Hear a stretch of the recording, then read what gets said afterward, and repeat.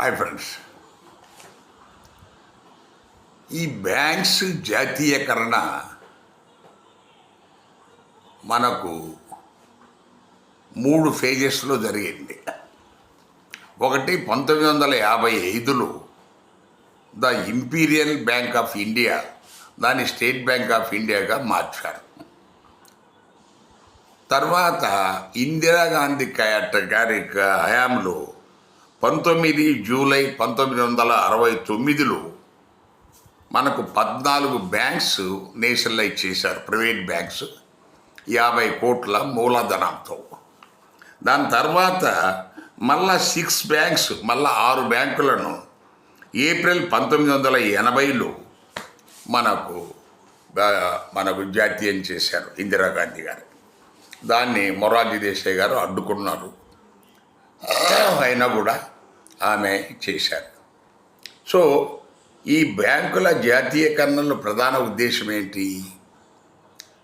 ఈ ధనము ఎక్కువ భాగము ప్రైవేటు వ్యక్తుల చేతుల్లో మనకు జమకూడి వాళ్ళు ఎకనమిక్గా బలవంతులై సమాజంలో పేదరికం పెరగకుండా చూడడానికి, తర్వాత పేదలకు లోన్లు అవన్నీ అందజేసి వాళ్ళ జీవన స్థితిగతులు, అగ్రికల్చర్, ఇతర కార్యక్రమాలు చేసుకొని వాళ్ళు అభివృద్ధిలోకి రావడానికి, మనకు త్వరగా లోన్లు ఇవ్వడానికి ఆ ఉద్దేశంతో బ్యాంక్స్ జాతీయం చేయడం జరిగింది. కానీ అది నెరవేరుతుందా? లేదు. ఇప్పుడు ప్రైవేట్ వ్యక్తుల చేతుల్లోనే ధనమంతా ఉంది.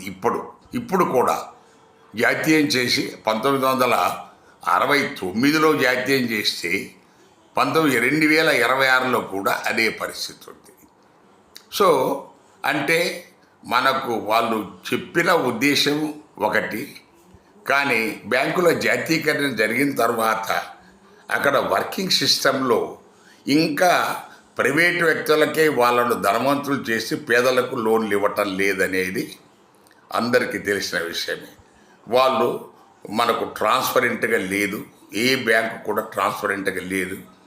ఏ బ్యాంకు కూడా ఎవరికి లోన్ ఇస్తున్నారు, ఎంత ఇస్తున్నారు, ఎవరు డిఫాల్టరు చెప్పరు మనకు.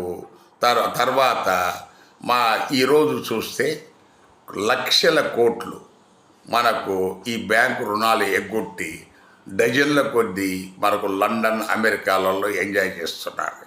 కానీ వాళ్ళను వీళ్ళేమి చేయరు. మనకు దాన్ని NPA, నాన్ ప్రొడక్టివ్ అసెట్